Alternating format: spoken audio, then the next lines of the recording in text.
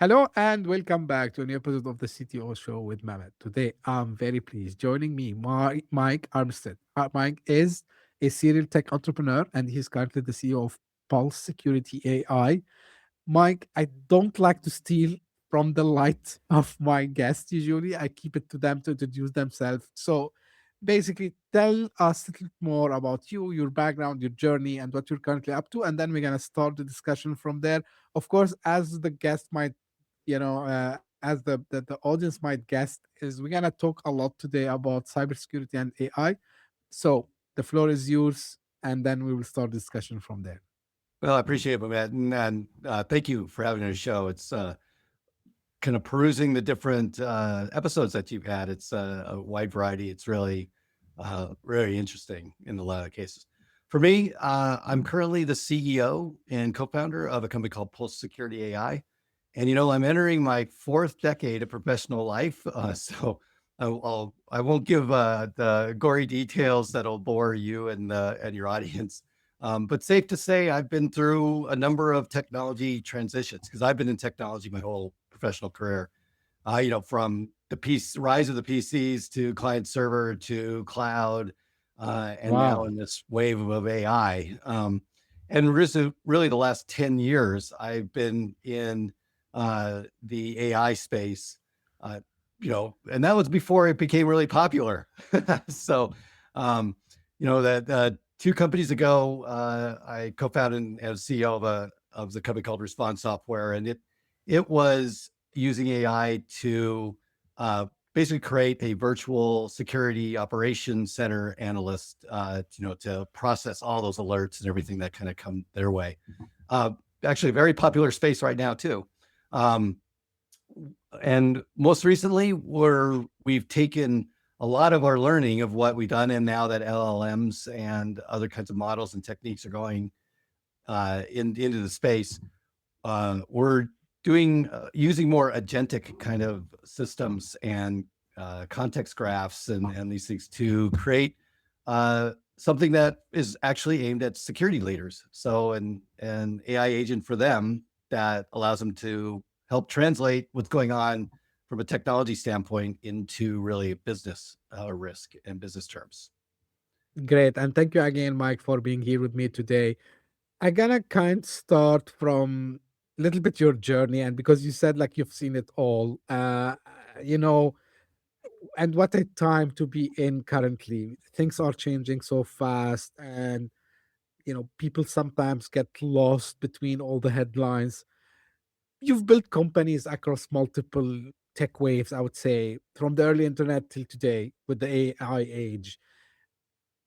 I'm a big fan of spotting patterns. So what have you seen, like from patterns perspective, like things that, of course, not the tech itself, but there are like some patterns that keep repeating in every cycle. What are like these patterns that you have spotted, Mike?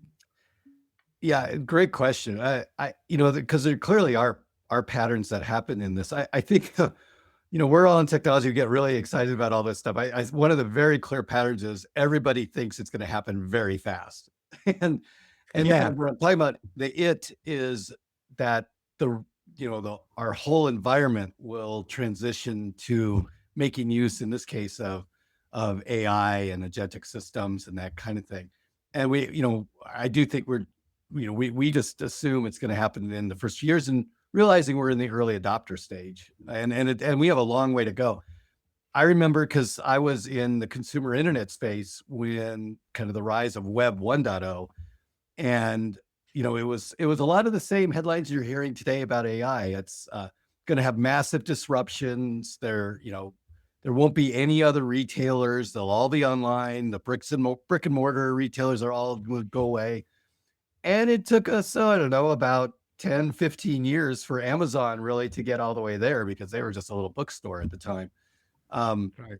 so I think one of the clear patterns is it takes a long time to build the foundation to make these things reach the general population. And I think that's a clear pattern that is one of those things that happen kind of with all the technology transitions. I think the other one is you do see even within that transition, you see generations come and go.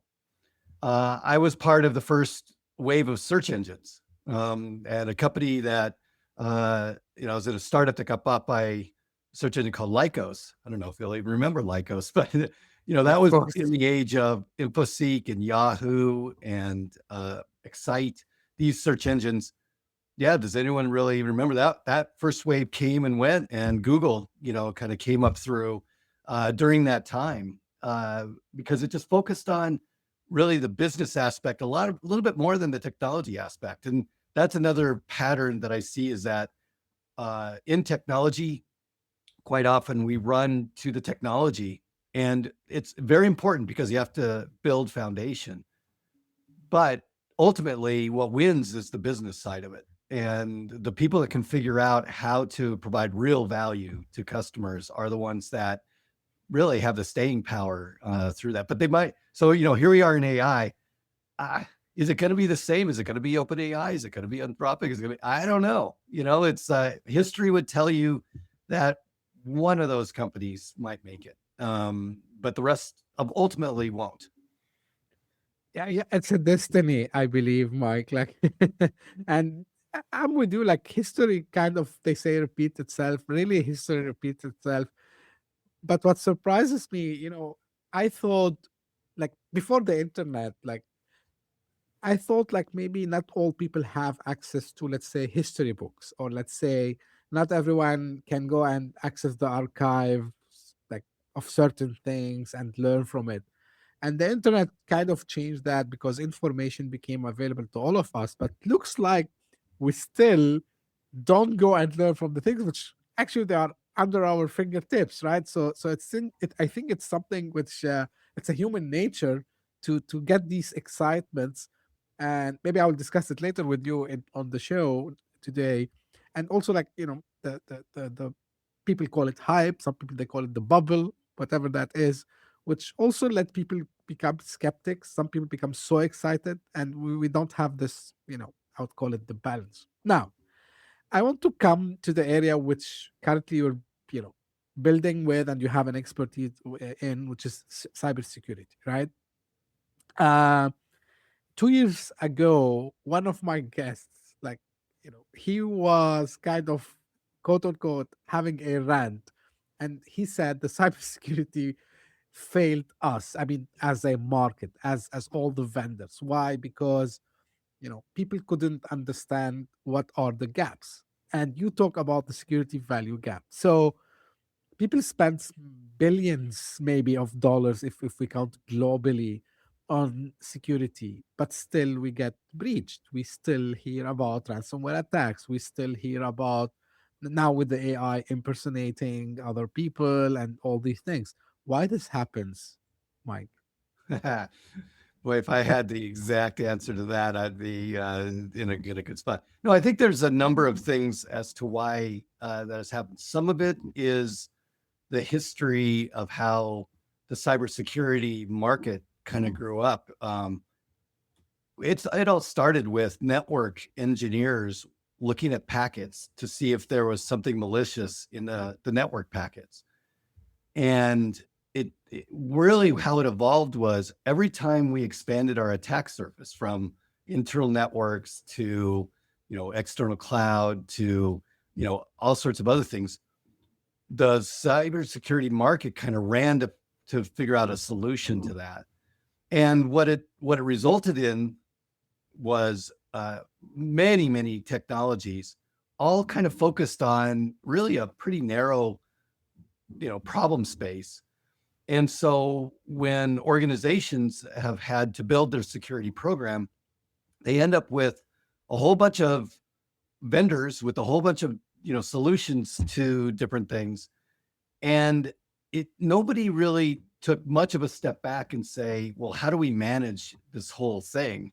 It's kind of like, fighting a battle and just focusing on every little skirmish that's going on.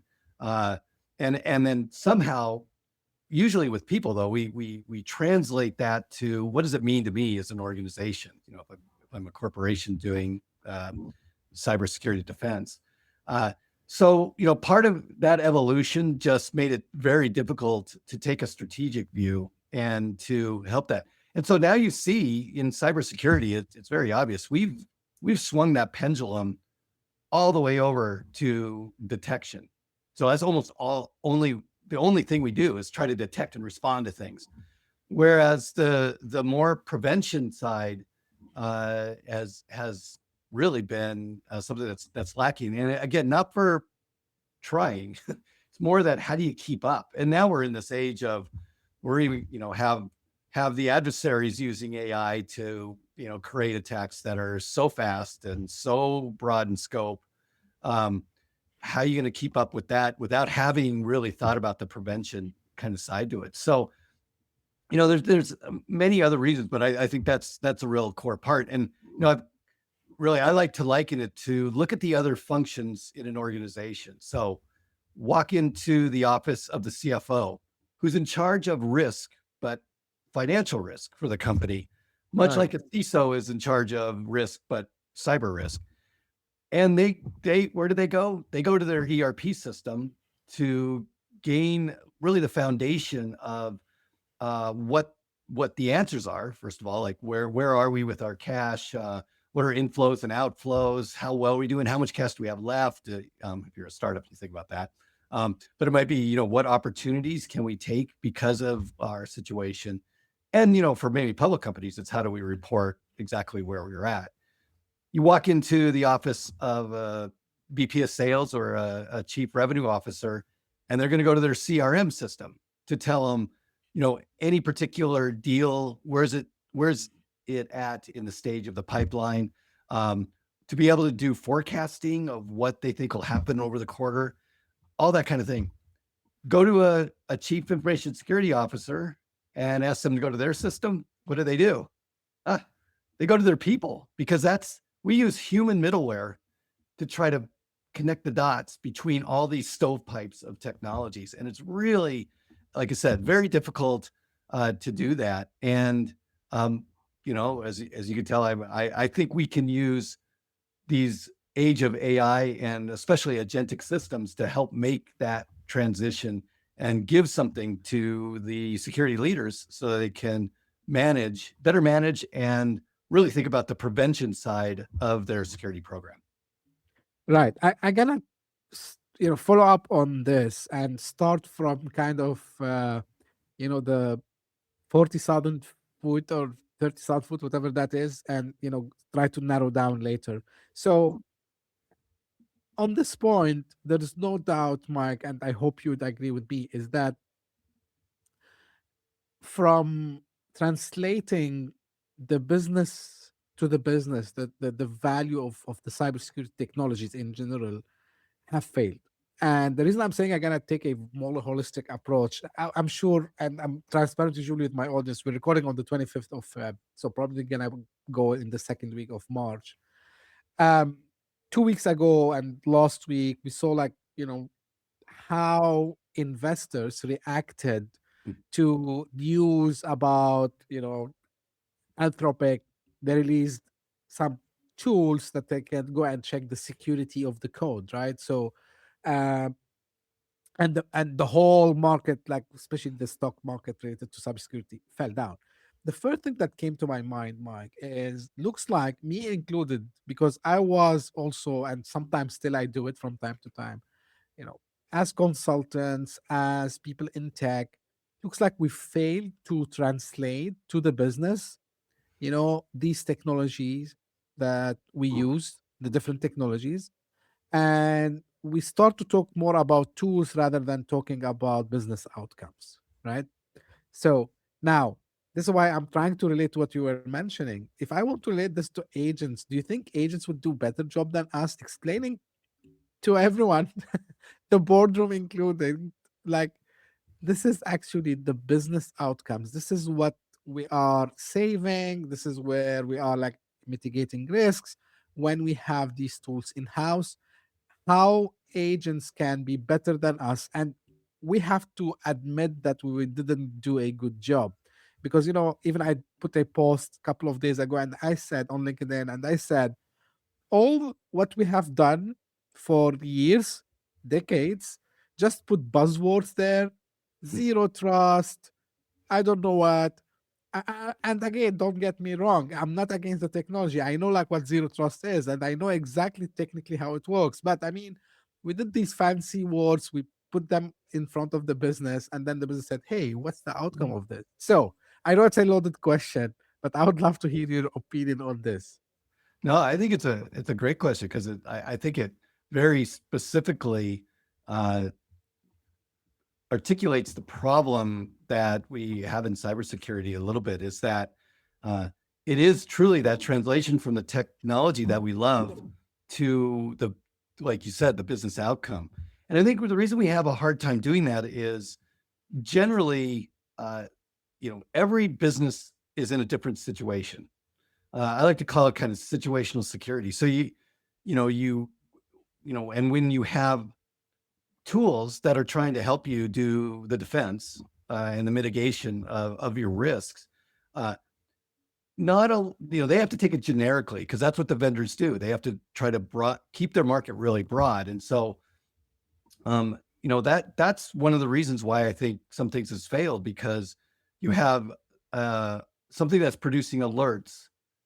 And certain alerts may be important, certain alerts are not important, depending on your situation, what technology you have in your stack, the skills of your people, how many people you have, how much budget you have to actually, even use.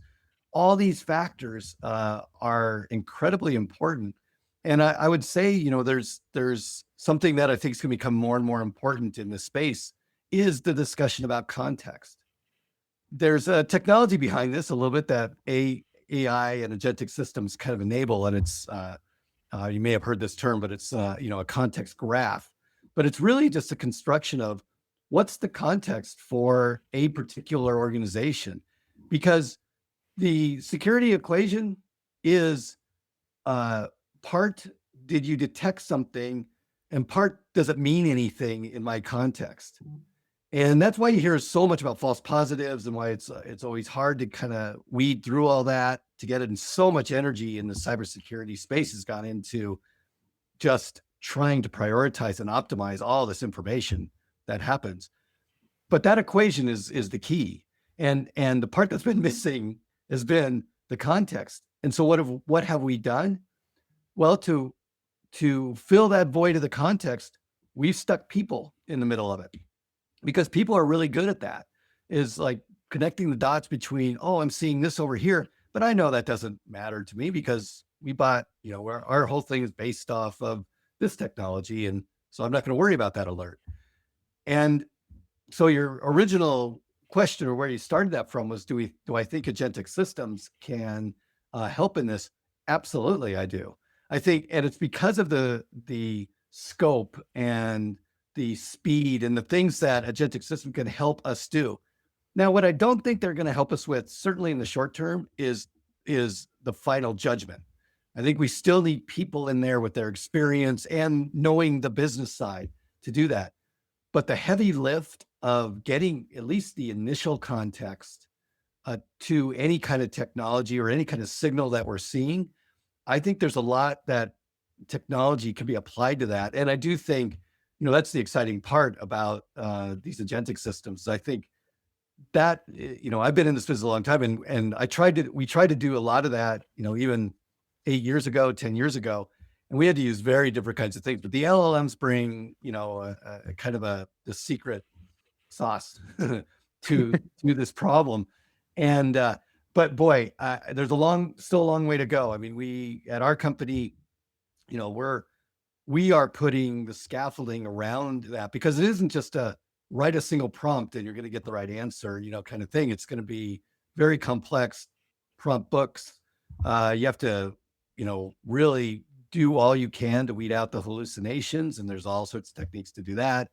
There's all sorts of things about using those models. But at the same time, the big part of that is the context. And I think that's where and we as humans haven't been able to keep up with the context. I think that's where the great promise of this technology really lies. Right. Now, because you mentioned AI and the agents, we've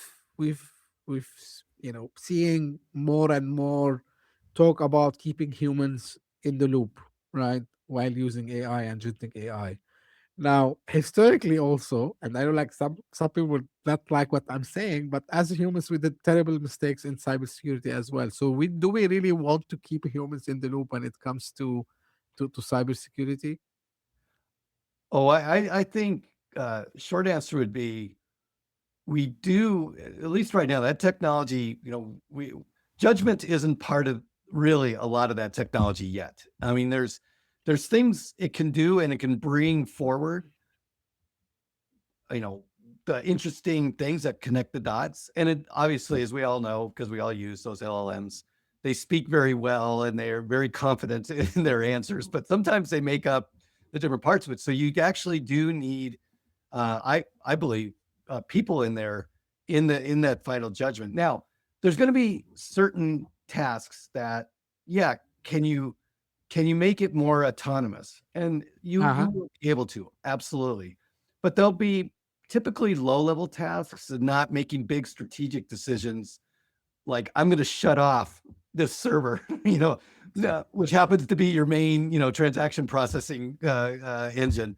You know, you don't want the technology to do that quite yet. Now that's a simplified version. I mean, you're obviously can give the LM the Right.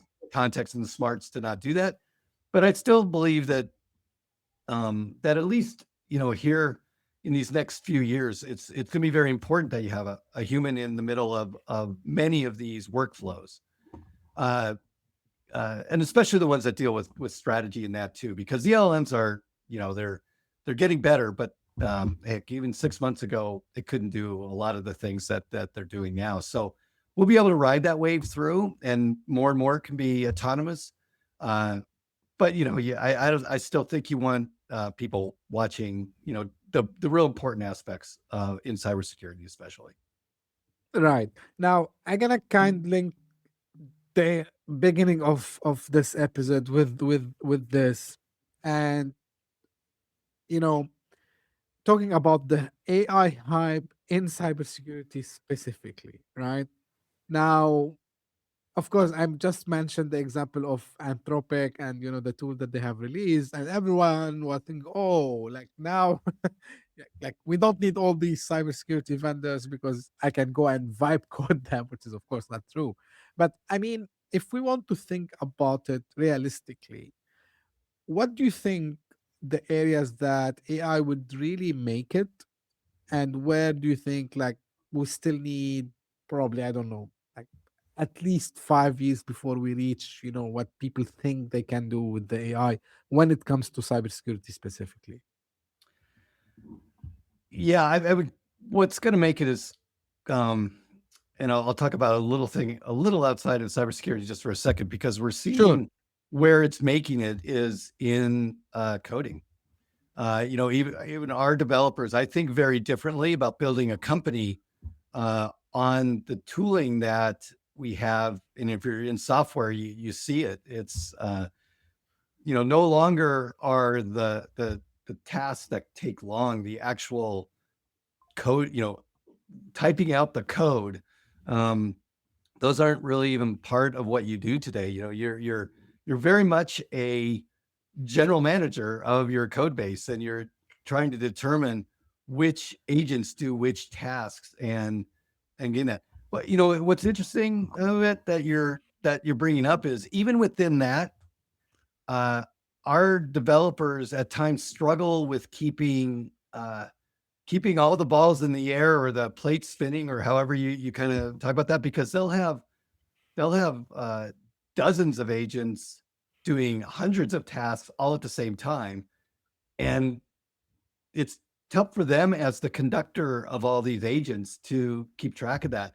So when you start to talk about now rolling this kind of technology out to the rest of, let's say, cybersecurity, and that we don't really have the scaffolding to do a lot of that yet. And it's really even how the models have evolved. Even with developers, it started out with, oh, they'll give me advice. Then it's, oh, they'll generate the code. Oh, now I got to think about, is that code secure? Is it high performance? Is it, what's all the attributes of it? that whole scaffolding about how they're doing it, they're still experimenting with many different ways to go about that. And so we're going to see that happen into the different functions. Now to kind of the heart of your question, I do think there are certain things that the agents will actually do better than humans. We get, we, processing hundreds of thousands, sometimes millions in large organizations of the alerts that come from all the tools that we bought over all the years and being able to make some sense of them, especially if you have, again, the context graph that kind of goes with all this, they'll be able to do it faster and quicker, much like our developers can. I mean, one just recently came to me and said, overnight, I completed 147 tasks that were part of our tasks, but it was overnight because I let this whole crew of agents go about it. And he spent a lot of time building scaffolding around it, but that's the end business result. Same thing in cybersecurity. The end result is mitigating risk. And so what you're trying to do is get the picture of risk for yourself. And that can come from the alerts from all sorts of places, outside, external, new threats that are around, and are they targeting your peers, and all these things that become factors. And I think they can help piece that together. But you still need controls, security controls. You still need a lot of the infrastructure that's going to run your business, and protect your business from malicious intent. And so the AI and agents will do a good job of that. I think they'll also help support people in making judgments about, okay, knowing what I know about my business and knowing what my budget is and knowing, what kind of attackers tend to target me. Here's my strategy to go about mitigating that risk. That's still a very human function. And at least for 5 to 10 years, I don't know, Yeah. a lot of progression, and maybe you can embed a lot of that into something as well. But today you got to kind of, build that up. Right. Now, you kept mentioning the word scaffolding, Mike, a couple of times, right? So, if I want to put this into something tangible, I would say, how does this, scaffolding looks like? Is it like a system of record? Like, what is it exactly? Again, different things in different kinds of settings. But yeah, for the security leaders, imagine, I do think it's a modern security of record. It's funny. I hesitate a little bit using that term because what pops into everybody's mind is, oh, that's a user interface in front of a database. It's like, no, I mean, that is what security of records in a lot of things were. But in agentic systems, they're way more active. They're able to do more. And in fact, I think they're able to build that context graph that allows them to be very custom to every organization. So yeah, I think part of the scaffolding is just having that, and then figuring out what are those indicators that the leaders need to know if they're under attack, to know if they're secure in a certain way, to know if they're mature enough to be able to handle, if something goes wrong. All those kinds of things are really bits and pieces all around cybersecurity programming. I mean, when we say cybersecurity program, I think people, probably have different views that come to mind, Right. but it's everything from the program that helps employees recognize phishing attacks to the endpoint detection that's going on there to, what you'd mentioned, like, access control. Do you do that in a zero trust way, or do you just, there's all sorts of things that go into it. And it's taking all that and making sense of, did I mitigate the risk to my business? So to your board of directors, you as a security leader have to say, give a good presentation of, and this is where the business relevancy comes in. I've protected maybe our customers in this way because I've mitigated these risks. And there's a lot that rolls up into that. And I think that's the scaffolding that needs to get there. And for security leaders, like what this last final point, I do believe Sure. it's the context. This context graph is the scaffolding that allows them to say, for me and my business, and since my job is to mitigate the cyber risk, uh, this is how I'd answer this. This is what programs I put in place to do that. Right. Now, we talked a lot about, let's say, one side of the story, which is defense, right? I have a very dear friend, when we used to work together, and he's trying to explain, how bad actors work. He used to say, like, there are people like us, they have kids that they go to school, wives that they have to go do shopping, so they have to be creative. And of course, the idea is like also these guys, they are also following the trends. So now when it comes to AI, and we've seen it, we've seen it many times, and offensive cybersecurity attacks are becoming more and more sophisticated, and we know for a fact that they are utilizing also, you know the technology that is out, it's in the wild, and everyone can do it. And I think, the open source kind of, these LLMs, without going into the any geopolitical things, I've seen like also ways you can extract the LLM, train another LLM on that. So bunch of ways where you can bypass the security, and the I would say the guardrails that usually, at least this is what they say, the LLM producers, whether it's OpenAI, Anthropic, Google, everyone else. So the technology is in the hands of the bad actors also as well, Mike. So me, as first as a cybersecurity leader, should I be more worried? Me, as someone sitting on the board and then maybe listening to this, or maybe someone pointed me out to listen to this episode, how much should I be worried? And the question that comes to mind, okay, what we do now? Like, if whatever technology we're gonna implement, whatever measurements we're gonna take, these bad actors gonna try to counter attack us with the same technology. What we do?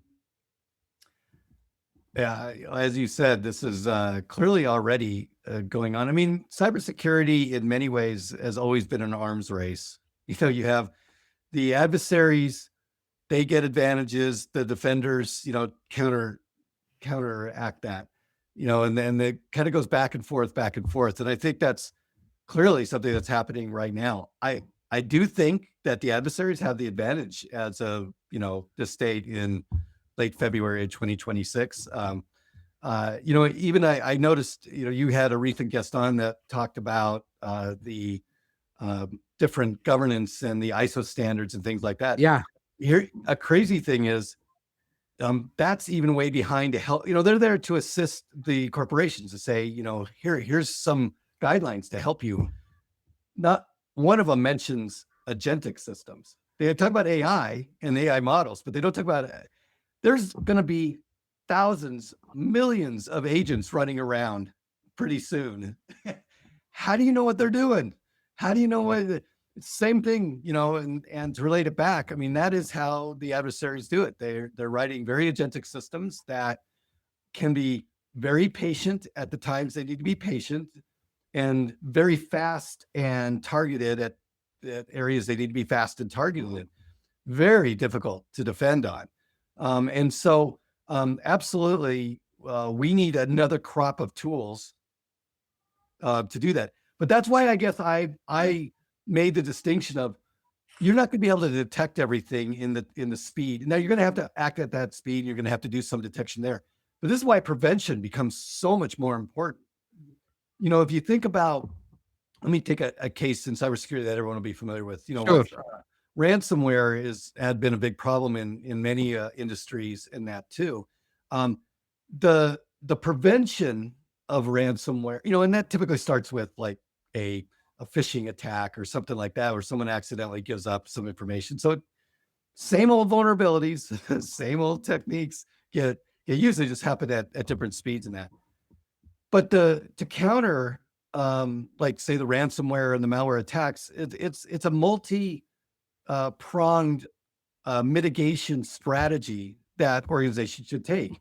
yes, they should have something on their endpoints that detect when something odd is going on.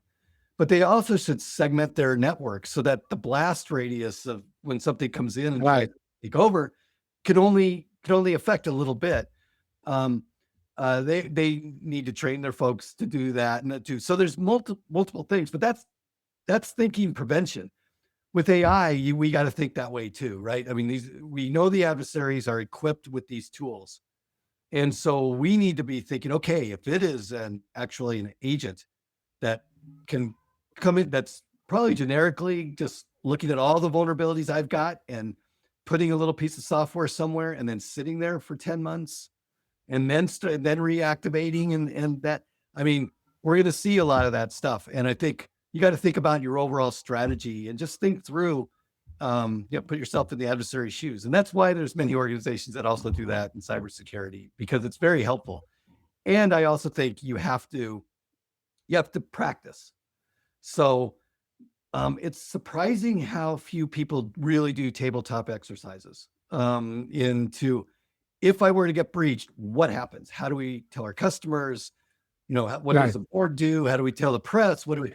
I mean, and that's like maybe a high level one. And also just at the operators level, like what do we do when there's a breach and that too. So you got to practice, if you're going to play the game, you can't, if it's game time, you don't want to wing it. You have to at least know what you're doing. So Right. a lot of prevention things that you can do that should be part of your overall security program, and we're going to see, because already every vendor, if you encounter a vendor that doesn't say they have an AI component, you know, that Yeah. we're about to come up to our big trade show at RSA, and it's Yeah. gonna it's gonna be like that. Everyone's gonna be talking about that. It's gonna be raining AI. Yeah, yeah. I mean, we need that. We need that in the different silos, Absolutely. but we need something that cuts across the silos too. And hopefully, at Pulse Security AI, this is partly what we're doing. Hopefully. Now, Mike, just two takes for me, and I think and thank you for sharing your point of view also as well.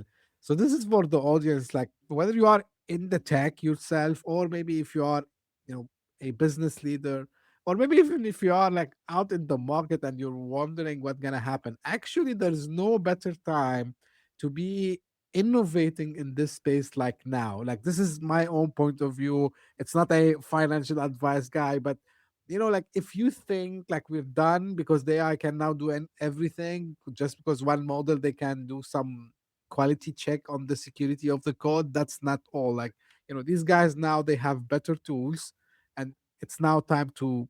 And again, to your point, Mike, I think I call it always back to basics when you talked about going back to prevention, and I think this is what unfortunately, and maybe I'm guilty as well, because 15 years ago, what we used to do when I was working, in the disaster recovery team, we used to take like templates because we are lazy. We just like put them and we say, hey, yeah, we tick the box because we have done this. It's not really prevention. Like, it's like just you say, I have an insurance on my car, but at the end of the day, your car insurance provider actually they went bankrupt and they can't do anything. So right, so you Yeah, need you your got to be due a good diligence. driver. You got to be a defensive driver. You got to do all those things. It's Yeah, insurance. yeah, exactly. So you also do your due diligence, and Yeah. prevention is all about due diligence. It's about to make sure like have you set it up in the right way. And this is why you know again, I'm not here to blame anyone, but I think we made it so simple that it's like tick boxes, right? Check marks. Okay, this. But it's so unhuman, it's so robotic. And I would be happy to see an agent doing better job here than us as humans, honestly. Yeah, yeah, Because I agree that I used to always have a saying, which in some ways the checkbox compliance thing is just, it gives a roadmap to the attackers too, because they go, oh, they right, probably did all these steps, and so here's our way we're going to get around those. So it actually, that is the place where I think some more innovation can happen, because it's just that the agents can be watching all those points and they can be taking actions um, to do that, but it's and even suggesting what should be set up in that. And because the models pull in so much information from so many different places that they know generically what to do. And that's, again, if you have the context, now you know specifically for you, you can use what's the best practice going on in a lot of places. And then your stack, what particularly do you need to do? And I think that agents that can do that will provide great value in this whole space. Because as you mentioned, a lot of security, even though we have adversaries using AI, they typically still go after the vulnerable parts that have been age old in there. They could still, you need to do good security hygiene, as they'd say. You need to do the basics really well still, because often they're making use of things that we've known about for decades, but we just haven't, like you said, a little bit lazy. Haven't, no one's found it yet, so why do I have to worry about that, patching that, all those kinds of things. These days, it gets more and more important when you have the adversaries using agents that can do this, that can look for stuff very quickly and make use of it. Right. Now I gotta ask you something more related to you as a founder and the serial entrepreneur, Mike. Uh, in your previous companies, like you were able to reach the what we call the category leader, right? So how do you identify the right problem? I'm asking this for because as I was telling you before we start the recording, I like to give back to founders and entrepreneurs.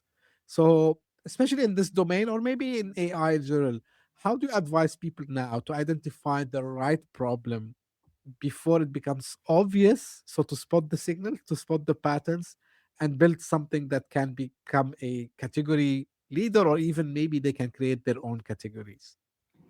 Yeah, great question. A few words kind of there. I mean, part of it's got to do with is what we've talked about earlier, the different trends that you're seeing.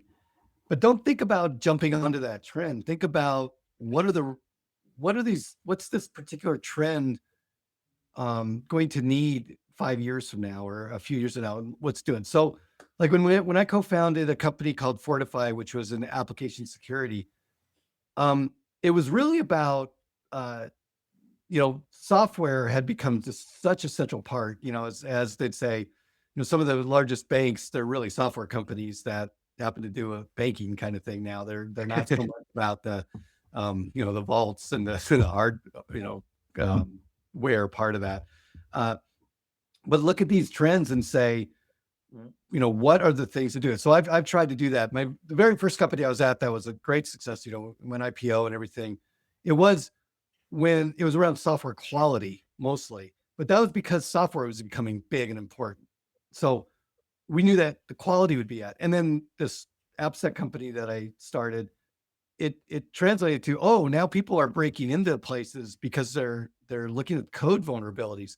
Maybe we should, there's something like that, but it's all because of the software was growing and becoming more and more important.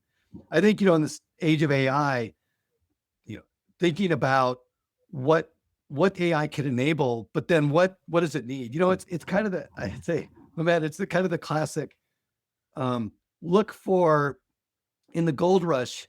You could join the gold rush and try to find gold, or you could be, you could sell picks and axes and tents and things Shovels. like that.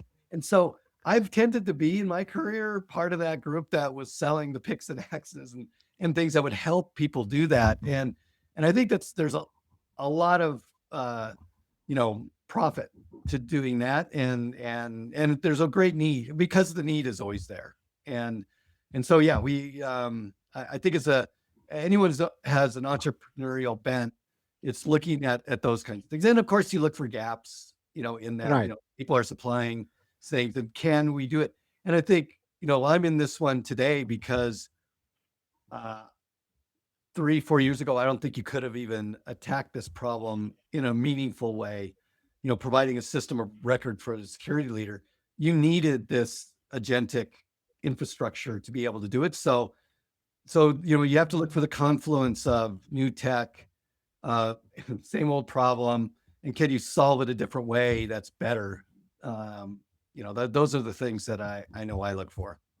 Yeah, if you might allow me, Mike, just I would encourage people to one thing. Like although we know cybersecurity is a very, very, very, very crowded market, but if, to your point, like you can find, how to be able to sell the accent pixel, right? So it's a big, but also, if you have the the distribution, like how you would be able to put it in the marketplace, and this is through a team you would gather maybe from your own experience. And the second thing which I'm seeing more and more like very important is the proprietary data that you might have. This is becoming a moat also as well. And of course you as a founder, and how you are able to convince people with your vision. And I tell people now one thing, like, of course, usually I'm into the blue ocean kind of mindset. But now with AI, I started to say, okay, like anyone can create anything.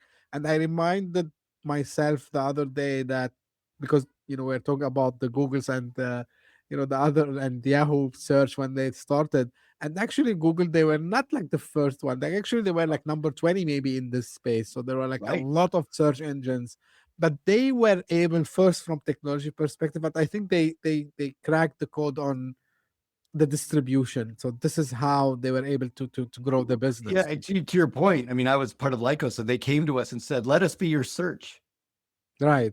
For so they OEM'd. People don't remember this. Yahoo, they did the search, Yeah. the Right. technology for that, and what the thing they cracked was how to make money on it. Because they're targeting, and that's their cash cow today. So you're absolutely right. It's you don't remember that Google didn't start from scratch, and Amazon didn't start from scratch either. I mean, these companies we hold up there, Netflix didn't start from scratch. I mean, these all these places, they were a late entry into it, Right. and there's lots of opportunity even if you're late. I mean, It's the right absolutely, just have moment, to do it right different. time, vision. Like this Yeah. is yes, of course like more than this, but I mean these are the main ones. Now, as we are close to the end of this episode, Mike, where people can find out more and get in touch. Yeah, I told you earlier we're still in stealth mode for that, but there's places where I would like to direct people because we're doing a couple other things. One is we have a site where we're just talking about a lot about the problems, and one of the areas that is very particular is how does security leaders talk to their board and do that. And we have a website called the security-impact-circle.org. So all one word, security-impact-circle.org. And it's just blogs from experienced people in the space, from directors, from security leaders, all that. And we have that as content, and you'll learn more about Pulse Security AI from that. You feel free to please go to our website, and it's pulsesecurity.ai. Because you'll get ready for our journey too, and then you can. I mean, we'll soon have things where we'll be in preview mode and things that you can sign up for if you're interested in that, and then you can see generally what we're doing.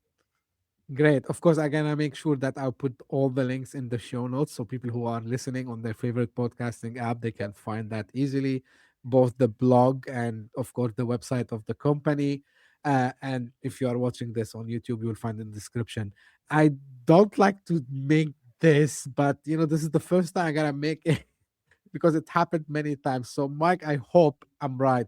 Uh, People who appear on the show, especially when they are in the early stages, they go very big. So I'm pretty sure with your experience and the team that you have gathered together and the vision that you have, the company would go to the place that you wanted to be in. I have no doubt on this. Just without mentioning names because I didn't take permission, but couple of people who were on the show 2 years and 3 years ago, I've seen them either they did big exit, big acquisitions. I saw like people raising like very good Series A, Series B who came from the show, and I wasn't mistaken in my view. So just I first time I'm mentioning this, and I feel glad that I was lucky to meet these founders early on in the career, and I'm be looking forward to watch the journey also of Pulse Security, Mike, as well. And at the end, this is how I end my episode. This is for the audience. If you just discovered us by luck, I still have to say this because I'm waiting more people to join.